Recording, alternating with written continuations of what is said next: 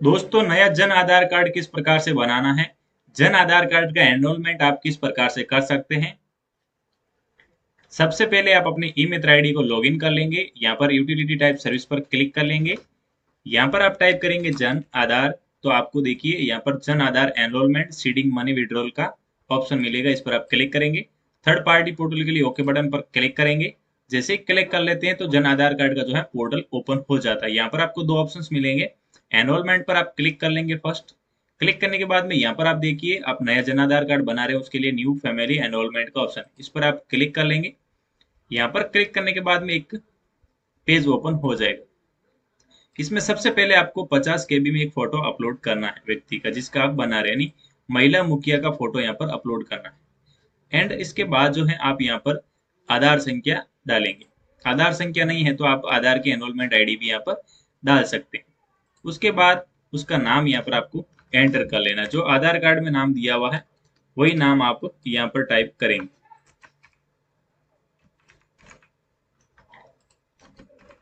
English में यहाँ पर नाम टाइप कर लेंगे, उसके बाद उसी प्रकार से हिंदी में भी नाम टाइप करेंगे।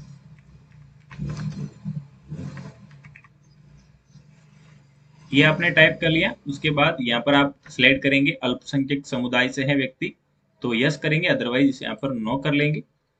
एंड यहाँ पर परिवार की श्रेणी चूज करेंगे, OBC S C S T general जो भी है वो सिलेक्ट कर लेंगे।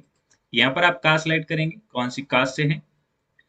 कास्ट सिलेक्ट करने के बाद में यहाँ पर आप भूमि धारक श्रेणी, यदि किसी के पास भूमि है तो वो यहाँ पर अन्य किसान करके भूमि का प्रकार चूज करेगा और कितना हेक्टर है वो यहाँ पर टाइप कर लेगा। यदि किसी के पास जमीन नहीं है तो भूमिहीन आपको टाइप करना है।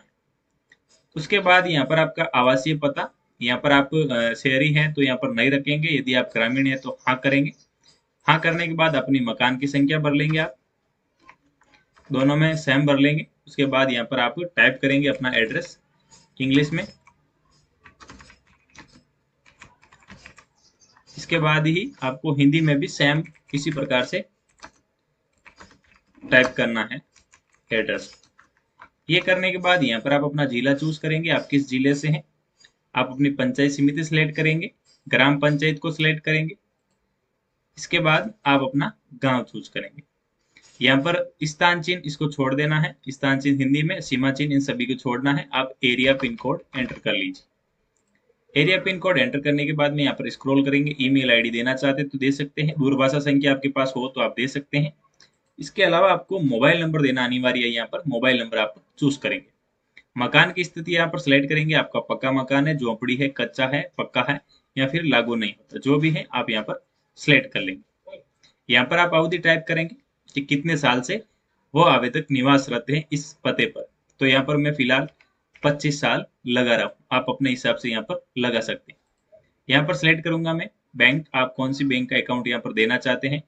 जो महिला मुखिया है उसका अकाउंट, ठीक है दोस्तों। तो यहाँ पर मैं सिलेक्ट कर रहा हूँ राजस्थान मरुद्रा ग्रामीण। आपका जो भी अकाउंट है आप यहाँ पर सिलेक्ट कर सकते हैं। सिलेक्ट करने के बाद में यहाँ पर आपको आईएफएससी कोड चूज करना है कि आपके बैंक का आईएफएससी कोड कौन सा है, वो आपको डायरी में मिल जाता है। यहाँ पर चूज कर लेना है परिवार का खाता संख्या, जो बैंक में खाता संख्या आपकी डायरी में मिलेगी वो आपको यहाँ पर एंटर कर लेना। परिवार मुखिया से संबंध तो यहाँ पर सेल्फ करना है स्वयं का। उसके बाद यहाँ पर उसके पिता का नाम टाइप कर लेंगे, जो मुख्य आवेदक है उसके पिता का नाम यहाँ पर टाइप करेंगे और यहाँ पर हिंदी में टाइप करेंगे। यहाँ पर टाइप कर लिया, माता का नाम टाइप करेंगे इंग्लिश में। इंग्लिश में टाइप करने के बाद में जस्ट उसके सामने हिंदी में टाइप करना। यहाँ पर टाइप कर लिया आपने सेम टू सेम हिंदी में। यहाँ पर आप लिंग भरेंगे। यदि कोई पुरुष आवेदक है यहाँ पर जिसके घर में 18 साल से ऊपर महिला नहीं है, या फिर महिला आवेदक की मौत हो चुकी है तो आप यहाँ पर पुरुष का भी ले सकते हैं, अदरवाइज आप यहाँ पर महिला सिलेक्ट कर लेंगे, महिला का भर रहे हैं। विवाहित यहाँ पर आप भर लेंगे विवाहित, मैरिड। जन्म तारीख भरेंगे, कौन सी जन्म तारीख है उनकी। Date of birth Aadhaar card से चूज करेंगे। ये चूज करने के बाद में यहाँ पर आपको पति पत्नी का नाम लिखना है, यानी पति का नाम क्या है वो आप यहाँ पर इंग्लिश में टाइप करेंगे। यहाँ पर टाइप करने के बाद आपको जस्ट आगे ही है जो है यहाँ पर हिंदी में भी टाइप करना है।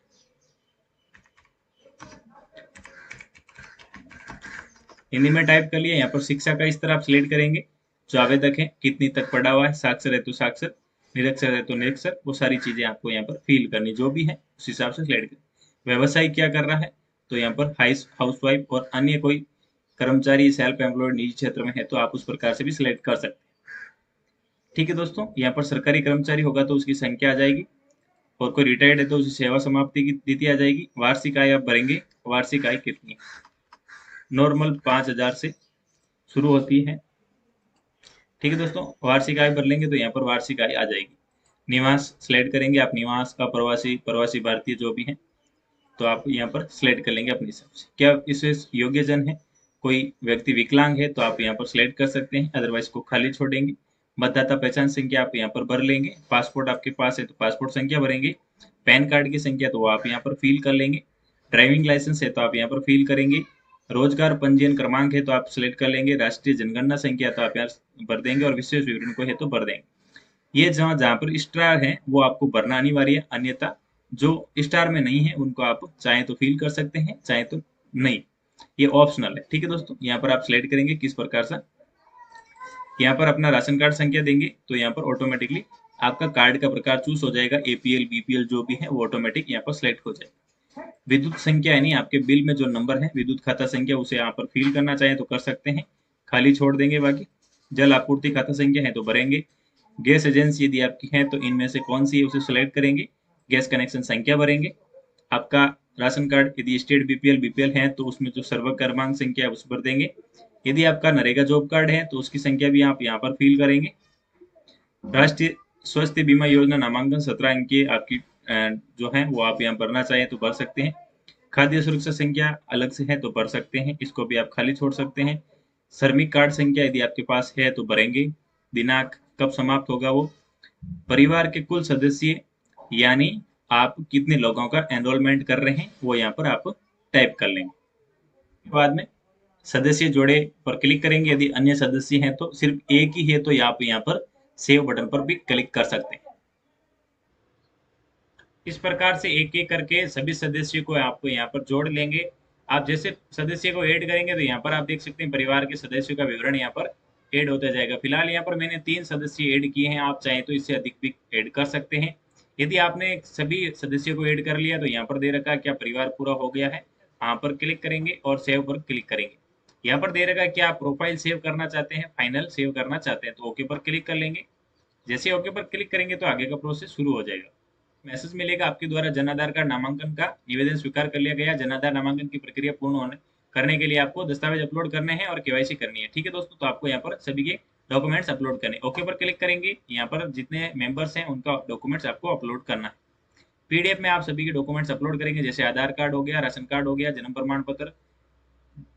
ठीक है दोस्तों, बैंक की डायरी वगैरह सारे आपको डॉक्यूमेंट्स यहाँ पर अपलोड करने हैं। यहाँ पर आप सभी डॉक्यूमेंट्स अपलोड कर देते हैं तो यहाँ पर आपको एक ऑप्शन मिल जाएगा, क्या मुखिया सहित सभी सदस्यों के दस्तावेज अपलोड हो चुके हैं। यदि आपने सभी के डॉक्यूमेंट्स अपलोड किए हैं तो ये ऑप्शन आएगा। यदि एक भी डॉक्यूमेंट्स अनकम्प्लीट या फिर अपलोड नहीं होता है तो ये ऑप्शन नहीं आएगा। ऑप्शन आने के बाद में हाँ पर क्लिक करेंगे, ई केवाईसी पर क्लिक करेंगे। ई केवाईसी क्लिक करने के बाद में यहाँ पर आपको ओके करना है, और ये जो मेंबर्स हैं उनमें से जो 18 साल से ऊपर है उन्हीं का यहाँ पर आपको नाम दिखाई देगा। फिर यहाँ पर सिलेक्ट करके आपको ई केवाईसी आधार पर क्लिक करना है। क्लिक करने के बाद में आपको ओटीपी से वेरीफाई कर लेना है। तो यहाँ पर ओटीपी सेंड करना है।